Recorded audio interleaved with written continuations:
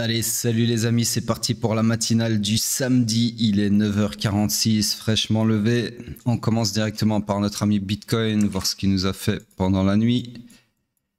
Donc, toujours dans une structure swing haussière, structure interne, c'est moins regardé, ouais, toujours baissière. L'order flow, toujours baissier ici. Du coup, on est toujours dans mon scénario de short. Et bonne nouvelle, on a enfin fait une mitigation de mon supply ici. C'est-à-dire qu'on vient d'achever potentiellement le premier segment de mon scénario, la mitigation, et donc on entrerait probablement maintenant dans le deuxième segment, d'accord? Donc on va voir comment ça se déroule. En tout cas là, sur l'ouverture de la bougie actuelle, on a un beau rejet puisque hier on a clôturé en rejetant avec une mèche ici, et là on est en train de continuer le momentum baissier. Donc à voir comment ça se déroule. Et on passe sur le H4.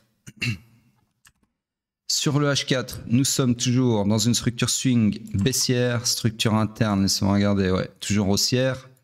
L'order flow s'est retourné à la hausse, invalidant mon scénario baissier ici et invalidant également ce supply, d'accord, qui a été transpercé. Donc la bonne nouvelle sur le H4, c'est qu'on est de retour sur un order flow haussier, comme je viens de le dire. Entre temps, on a confirmé un POI ici, qui est en tout cas le plus proche du price action. Donc le scénario que je pourrais vous tracer là tout de suite maintenant, c'est ceci. Alors la target, laissez-moi regarder. Ok, donc on est dans cette structure interne haussière ici. Donc la destinée de cette structure interne, c'est de run son week high ici. Donc pour moi, ce serait la target naturelle.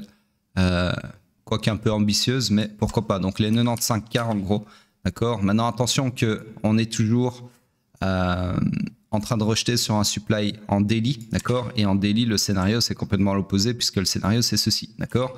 Donc à voir si la hiérarchie des timeframes va être respectée, ici le daily, donc le scénario daily va l'emporter sur le H4, et dans ce cas-là, pardon, le H4 devra suivre, emboîter le pas, ou alors si c'est le H4 qui va l'emporter sur le daily, et si ce supply daily du coup va se faire invalider. Donc à voir.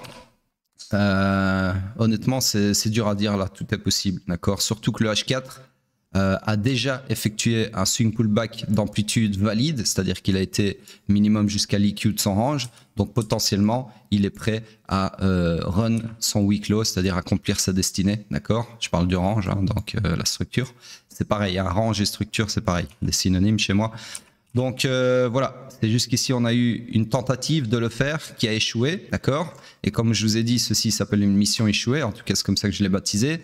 Et donc la jambe fautive immédiate, c'est celle-ci, et bien son high a déjà été puni ici plusieurs fois, d'accord. Donc du coup là on pourrait très bien, comme si de rien n'était, maintenant partir et accomplir la destinée H4 pour justement faciliter le scénario, la suite du scénario sur le daily, d'accord, qui est, je le rappelle, de rebondir sur ce, enfin de rejeter sur ce supply jaune. Voilà, donc à voir. En tout cas, le H4, même s'il est haussier, il peut potentiellement partir pour accomplir sa destinée, puisque en termes de structure, swing, on est parti pour, d'accord. Enfin, on est parti pour. C'est la destinée de la structure swing baissière, d'accord. Pour le moment, c'est vrai que l'interne et l'order flow sont tous les deux désalignés avec la structure swing. Donc, ça peut aussi vouloir dire effectivement qu'on va aller faire un swing pullback plus haut, par exemple quelque part dans le premium du range. Voilà, donc mystère et boule de gomme, honnêtement, impossible à dire. Pour le moment, en tout cas, daily et H4 sont bien désalignés. Sur ce, on passe sur le M15. Le M15, lui, toujours baissier dans son énorme range que j'agrandis comme ceci. La structure interne, elle a évolué, on va la mettre à jour. Donc, attendez, parce que ici, je ne comprends pas pourquoi est-ce que c'est pas bien aimanté. J'ai dû le bouger sans faire exprès. Des fois, je vais sur mon téléphone et vous voyez, en faisant slider le graphique, je touche des marquages et je les déplace avec mon doigt sans faire exprès. Ça arrive régulièrement. Mais bon, bref. Donc, en gros, la structure interne s'est retournée à la hausse, comme ceci. Donc, pour faciliter justement le retournement d'order flow sur le H4. Donc, la question à se poser, c'est pourquoi, dans une structure swing baissière, où la structure interne s'était réalignée donc avec la structure swing, ok, c'était réaligné à la baisse tous les deux, donc sous-entendu à ce moment-là, à partir du moment où on a eu la structure interne qui s'est réalignée avec la structure swing, on pouvait s'attendre à un accomplissement de la destinée swing, c'est-à-dire le run du week low ici. Sauf que là, contre toute attente, elle s'est redésalignée, la structure interne, avec la structure swing. Et donc, on peut se poser la question, pourquoi est-ce que la structure interne s'est désalignée, s'est remise à la hausse? Eh bien, c'est tout simplement, comme je viens de vous le dire, pour faciliter le retournement d'order flow sur le H4, d'accord? Puisque, comme vous le savez, le M15, c'est la pute des hautes time frames. Sur ce, l'order flow est également haussier. Donc, d'ici, je peux vous dire déjà qu'on est dans le high run initial du swing pullback, d'accord, potentiellement en direction, comme sur le H4, d'un pullback plus prononcé, donc plus profond dans le premium, d'accord, du range, ou pas. Sur ce, dans tous les cas, on cherche des longs, là, tout de suite maintenant. Alors, laissez-moi regarder, parce qu'avec le reflet du soleil, je vois que dalle. Les FVG sont tellement pâles. Alors oui, je pourrais augmenter l'opacité, mais ça m'intéresse pas. Parce qu'après, ça encombre trop mon graphique. Donc, ouais, il y a un micro, sell to buy weak range ici, mais je vais pas le compter. Trop petit. Donc, ce que je vais prendre, c'est tout simplement cette bougie-là, qui est imbriquée donc dans le POI H4, la demande H4 qui a été fraîchement créée. Donc ici, on a un beau point pour long, puisque nous avons donc un POI, une demande M15, pardon, imbriquée dans une demande H4, qui ne nécessitera pas de retournement d'order flow M15. Donc du coup, vu qu'on est dans un complexe pullback compris entre le haut et le bas de cette jambe de hausse, d'accord? Donc tant qu'on ne casse pas ici ce lot-là, l'order flow restera haussier. Donc en gros, toute la zone ici, c'est bon pour chercher des longs, d'accord? Donc c'est le scénario là de prédilection. Là tout de suite maintenant. Sur ce, alors encore une fois, ce n'est pas un signal, d'accord? Pour ceux qui nous rejoignent, je ne donne pas de signaux. Ce n'est pas un signal. La matinale n'est pas faite pour donner des points d'entrée, en tout cas précis. Je vous donne simplement, je vous aide à mapper le marché, d'accord? Je ne sais pas trop comment le traduire en français, mais à baliser, voilà, à baliser le marché. Donc c'est le but de la matinale, il y a deux buts. C'est un, éducatif très certainement, et deux, vous aider à lire ce marché, d'accord? Donc je vous aide ici. L'aide, elle n'est pas pour prendre vos trades. C'est pas une aide à l'exécution des trades. C'est une aide au balisage du marché et surtout donc une aide à analyser le marché. C'est simplement une analyse technique, d'accord, que je fais avec vous. Voilà. Donc sur ce, on passe sur Ethereum, notre cher Ethereum qu'on ne voit que le week-end. Donc, Ethereum en daily, qu'est-ce qu'il nous a fait de bon, lui? Déjà, je vais agrandir cette structure en rien. Hop. Un petit peu trop ça. Donc, ici, toujours dans une structure swing haussière, structure interne. Alors, la structure interne, c'est finalement retourné à la baisse, encore une fois. Donc, ici, alors, déjà, de deux choses l'une, tous ces grappes de liquidité n'en étaient pas vraiment. En tout cas, ils n'étaient pas là pour alimenter quoi que ce soit à la hausse. Si tu veux bien s'aimanter, voilà. Et du coup, on a fini par retourner tant bien que mal cette structure interne à la baisse, d'accord? Donc, retour dans le swing pullback. Et l'order flow, lui, est toujours baissier aussi. Donc, du coup, nous sommes dans le high run initial du swing pullback. Donc, clairement baissier sur Ethereum. Ethereum qui fait beaucoup parler de lui sur Twitter. Tout le monde qui est en rogne contre Ethereum, qui le qualifie de shitcoin. Bah, c'est vrai que là, les amis, c'est du slow bleeding depuis des mois. Depuis combien de temps? Depuis, c'est ça, depuis 2-3 mois presque. Presque 3 mois. Donc voilà, bref, tout ça, on s'en fout. On n'est pas là pour holder du Ethereum, en tout cas pas moi. Donc du coup, ici, je vois pas, hein, encore une fois. Ok, je l'ai vu lui. Hop. Vous saurez que s'il y a des erreurs de POI, c'est à cause du soleil, hein, c'est pas de ma faute. Donc en gros, supply ici, le plus proche du price action sur lequel on pourrait chercher bien évidemment des shorts pour continuer à exploiter l'order flow baissier. Alors la target pour moi, ça serait, c'est moi regarder à gauche, ce qui s'y trame. Ouais, bon à mon avis là-dedans il y a un POI, mais avec ma vision pas terrible, ça va être dur de les trouver. Alors laissez-moi regarder. Attendez, je vais faire un truc vite fait. Je vais mettre l'opacité à 100 juste pour, voilà, juste pour les voir vite fait. Donc ok, il y en a un. Je vais mettre le premier que je vois. Ah merde. Attendez. Une seconde. Ouais, je vais remettre ça comme ça. Donc il était ici si je ne m'abuse. Juste ça. Hop. Daily. Hop. Donc la target. Je vous le disais, la première target, ça serait du coup là, d'accord, sur ce PY. Juste l'aligner avec l'autre. La précision, hop, voilà. Voilà, donc ça c'est le scénario. C'est de vous dimensionner ça correctement. Hop. Voilà, le scénario, en tout cas la target que je verrai, d'accord. Donc ici, au final, on voit que ceci constitue de l'inducement vers cette demande. Donc pourquoi pas, une target là, c'est pas trop ambitieux. Je ne pense pas. Juste ajuster ça un petit peu mieux. Hop, voilà.